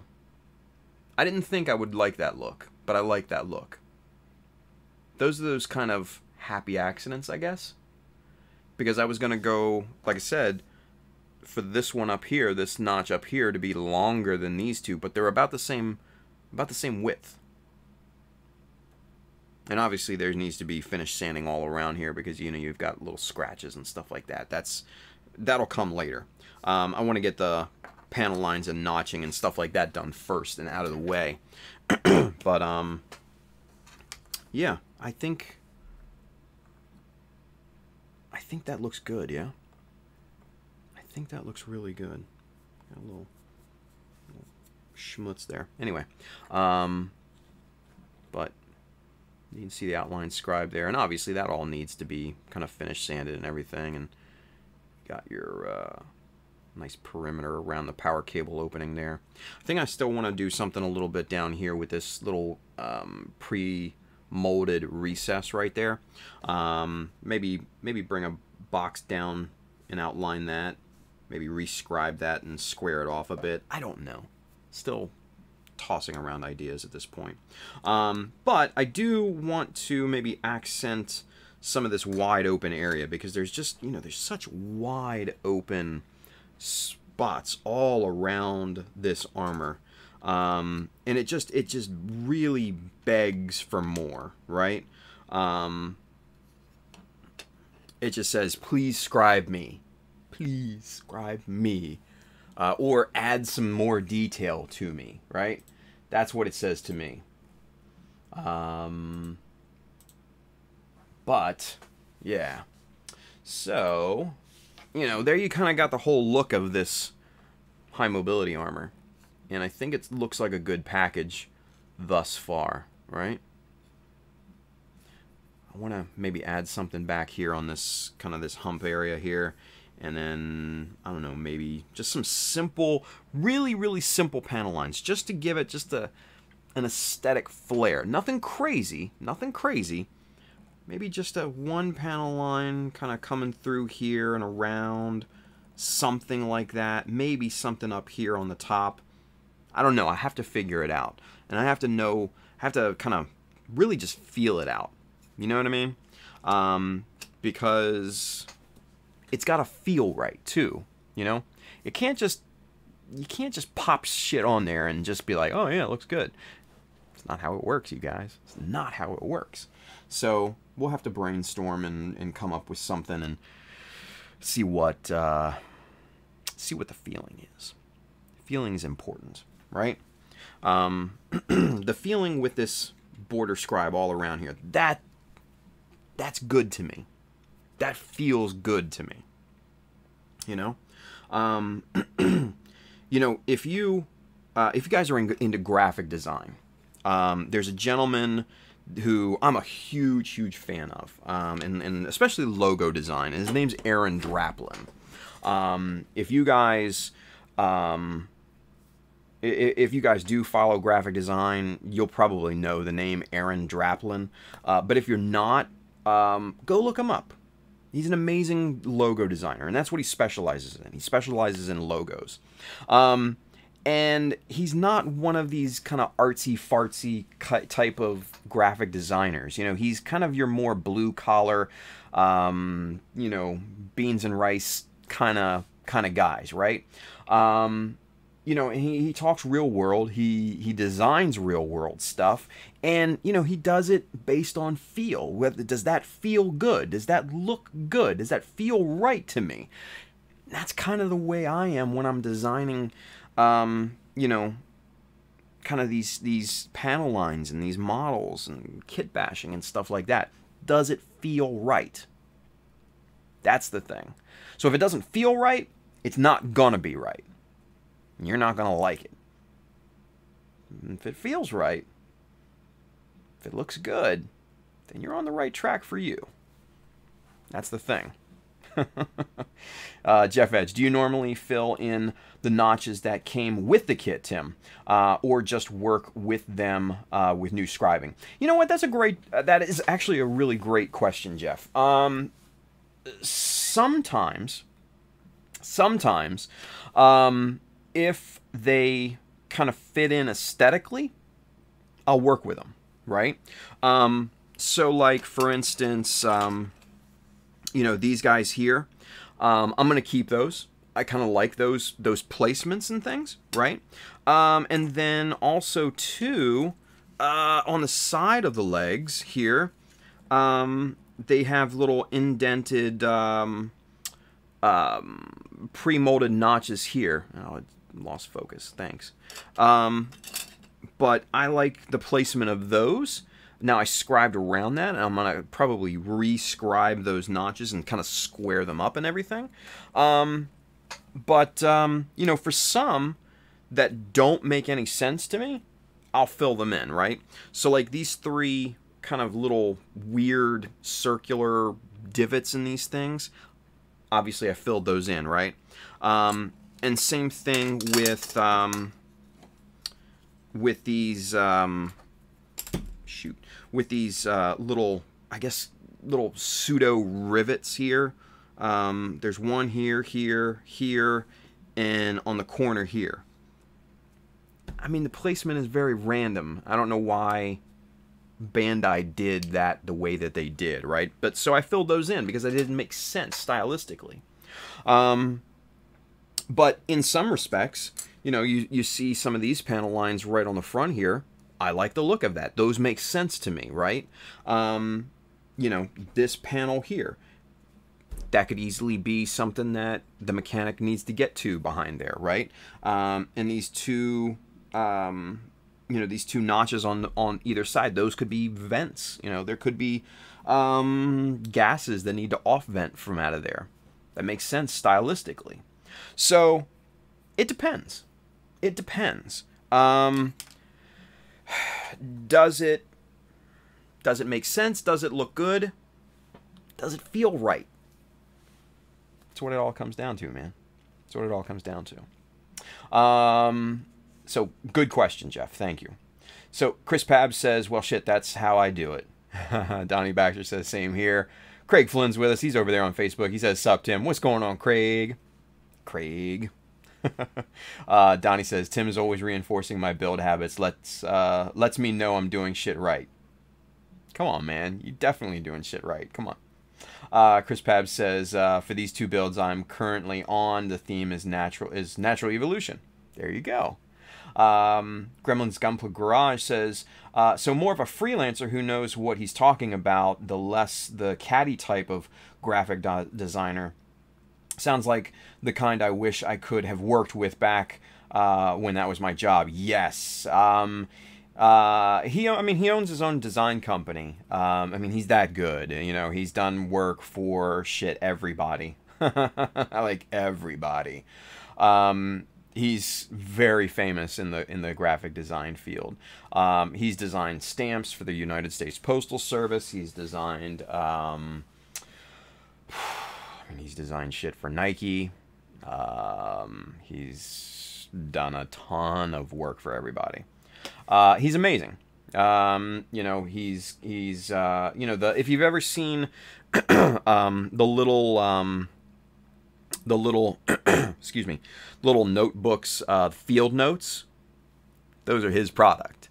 And if you've he's got a ton of stuff. He's got hats, shirts, and posters and stuff like that. He's got a book, which I have, which is an amazing book, by the way. But yeah, he's a graphic designer, logo designer extraordinaire. So yeah, he's really cool.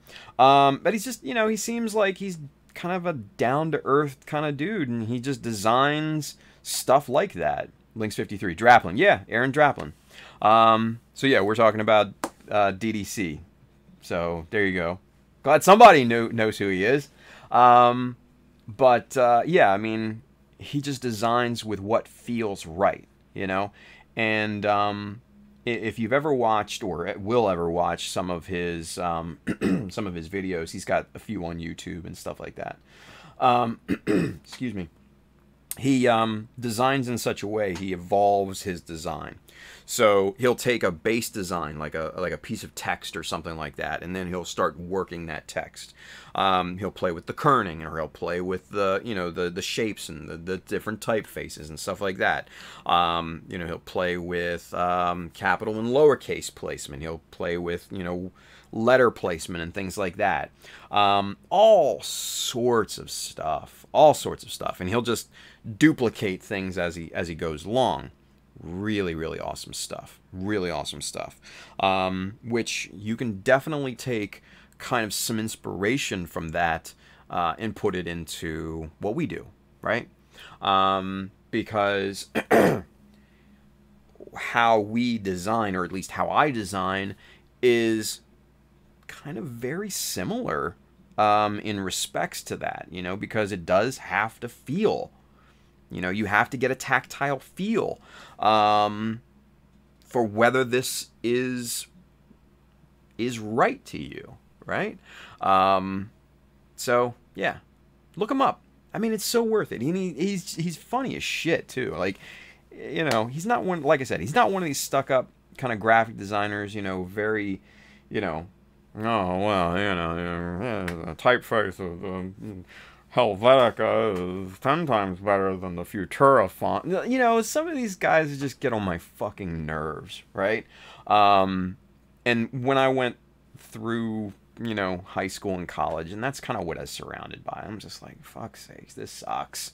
I wanted to get out of school so bad, it, like, hurt. And just kind of design my own shit, right? So, thankfully, there was somebody who I could kind of look up to, you know, in my later career at this point now. I think he's only a few years older than I am, so it is what it is, but still. Anyway. Corey says, my buddy met him at Designer Con here last year. He's totally down to earth. That's awesome. He seems like that, you know? You kind of get that, I guess, salt of the earth kind of feel from watching him on video. And not a lot of people are like that, you know? You know, there's the old saying, you never want to meet your heroes. Because they always, you know, ultimately they will disappoint you. I don't know. He might be one of those kind of exceptions to the rule. I don't know. Right? Tex Marquis says, all about binding that balance. And then Bailey says, it's about binding too. Yeah. It's all about binding that balance, fellas.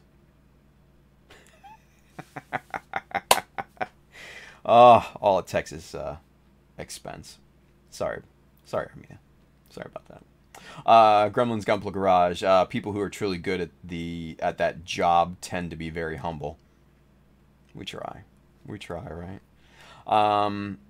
Excuse me. Bailey says it's about binding too. There you go. Chris Pab says, Tim, I'm a graphic designer. Really? So am I. I think my job description is so much more than a graphic designer at this point, though.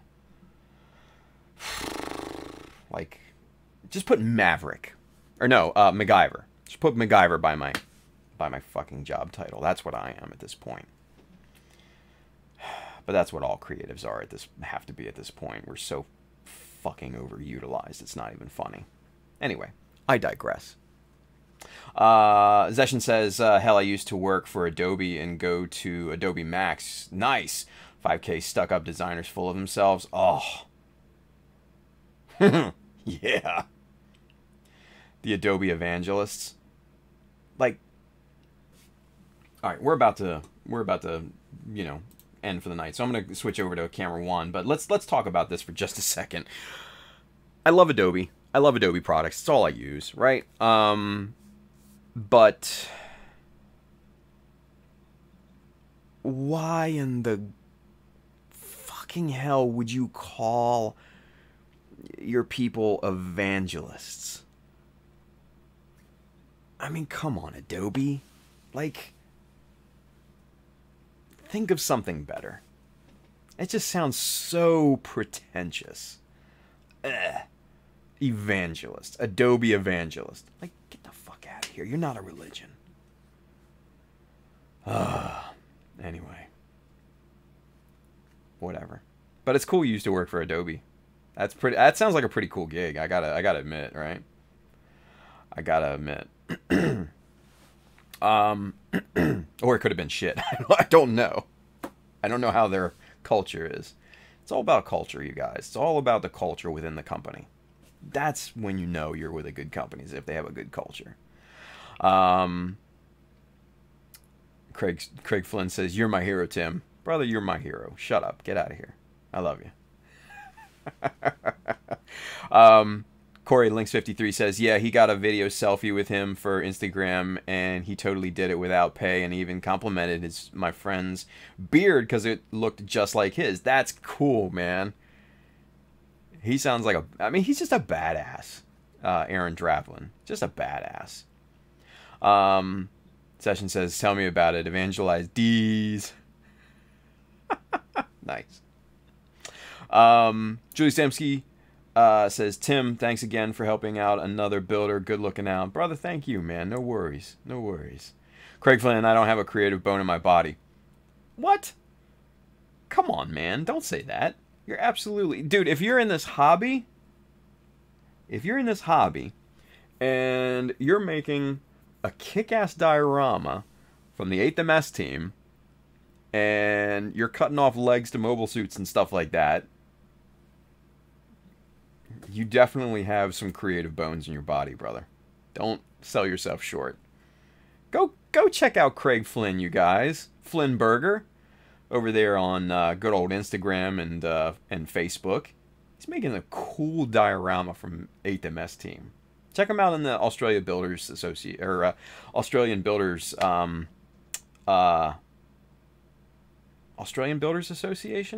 Shit, I can't remember the name of the freaking Facebook group. But anyway, check him out on Flynn Burger Instagram.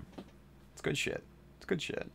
Chris R. had a friend who worked for Adobe. He couldn't stand it. Oh. Possession says it was amazing, actually. Just some bad apples that caused me to leave. See, and that sucks, man. 'Cause, like, that's all it takes sometimes. You know? That's all it takes sometimes. And that's kind of how it was for me at Comcast.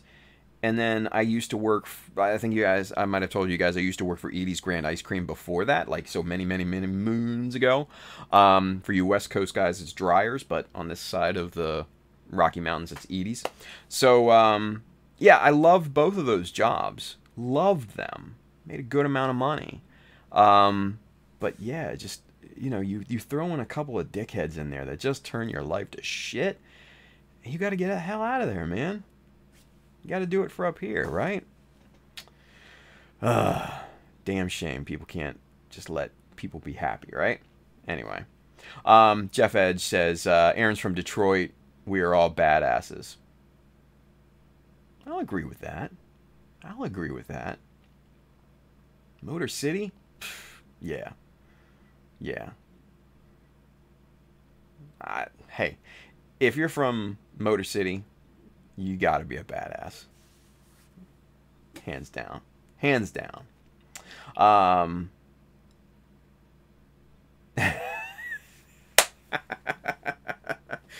Tex Marquise. She says, after meeting Tim, I can also say don't meet your heroes. Thanks, Armida. Appreciate that. Love you too. Gary says, also Craig with his cuteness doggo. Oh, yes. Yes. So definitely check out Flynn Burger for pictures of his amazing puppy too. Yeah.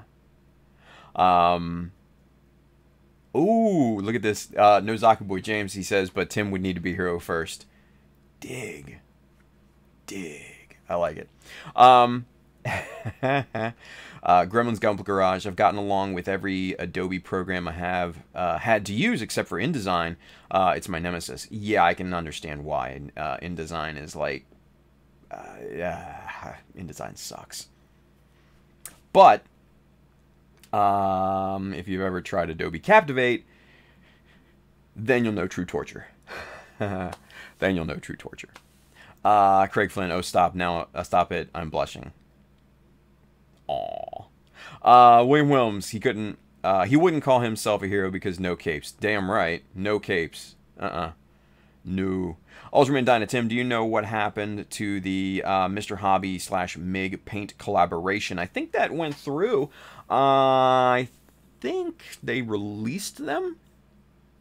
I don't know. I'm pretty sure it was kind of a localized kind of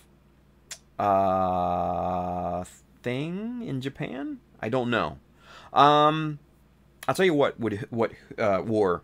I'll tell you who would know. Check out Silver Maverick on Instagram or Silver Gunpla. Or is it Silver Maverick Gunpla? Shit, I don't know. Ricardo over here on Facebook. He's tapped into that shit like crazy. Even though he's not in Japan anymore, he's still tapped into it. So definitely ask him. And actually, William Wilms might be able to help too, because I think William is over there in Japan. Well, do you know? I don't know. I just saw like Japanese news clippings of it. I don't think it got like a wide kind of release thing. So, let's see. Text Marquise, everybody from the 313. Anyway, Kenneth Sim, if Tim had the money, what Tim like to do for personal? What would I like to do for a personal company? Ooh, that's a spicy topic. If I had money to blow, like, what would I do for a personal company? I don't know. I never given it any thought. Jeez. I really don't know. Maybe something in media. I don't know, like graphic design or something. I mean, because I really like that. Or maybe something in a hobby. I don't know. I really don't know. I haven't really given it any thought. I think that's something like I'd have to really think about to really come up with a good answer. You know. I don't know.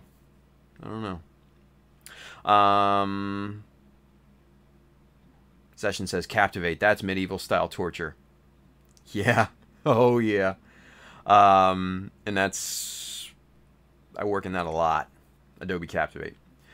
For those of you guys that have no fucking clue what Adobe Captivate is, it's a Adobe product where it's an e-learning course production suite. So basically, it's how e-learning courses are produced. So you put in the graphics, you time the graphics, you insert slides, you insert programming actions and shit like that, sound, voiceover, all of the above. And it's medieval torture. Like Session said. It's fucking medieval torture. So I love it. Whatever. Anyway. William, sorry, I don't know. What is this collaboration supposed to be called? Oh, it's the collaboration between MIG and Mr. Color. Evidently, they were doing some special exclusive colors in Japan, and I hadn't had any word on it for several months at this point, so I don't even know what happened to it. But I know, William, you're over there, so I didn't know if you had any knowledge of it or not. So what are you gonna do? Anyway, Chris Pabs, Adobe torture? Use GIMP after using Adobe your entire career. Yeah, nah, that's not for me. I'm gonna keep using my Adobe. Yes, as long as work will pay for it, I will keep using it. Yeah, hell yeah. Anyway, all right, kids, that does it. I think we're good for the night. Yeah. Chris Pabs says, I felt like an invalid using GIMP. Well, yeah. Appropriate name, right? Gimpy. Anyway.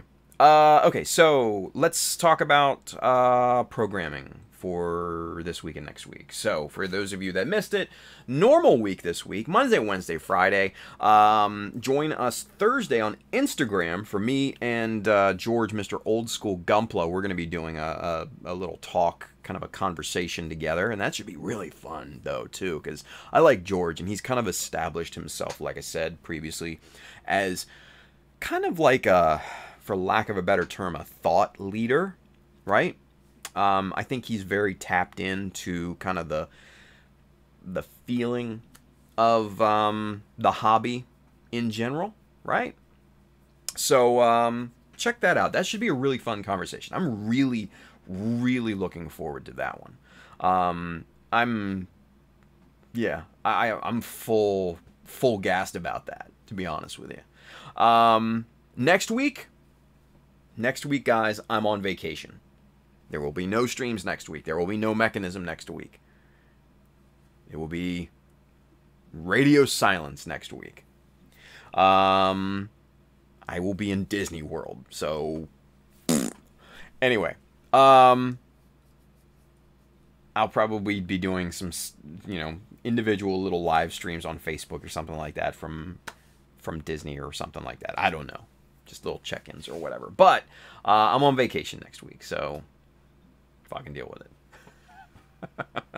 But we'll come back here on Wednesday. We'll get rounded up. I'll probably have the other ankle locked up at that time, and we should be good. This thing should be standing freely at that point, and we will continue on, man, because this is getting good. This is going really well, I think. So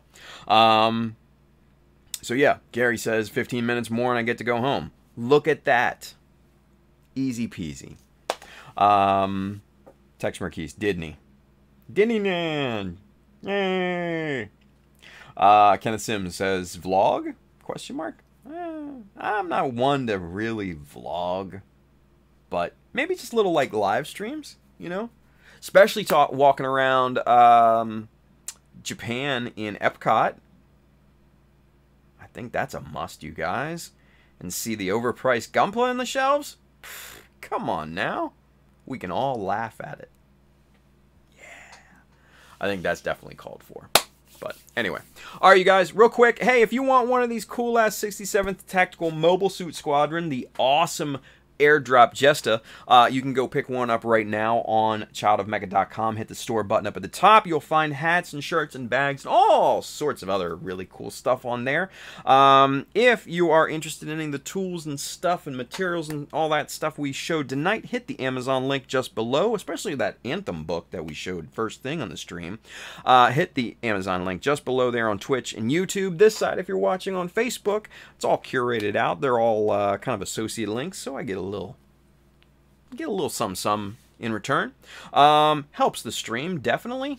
Got a nice new quality microphone, make the stream sound a lot better. Yeah, I think that's a good thing.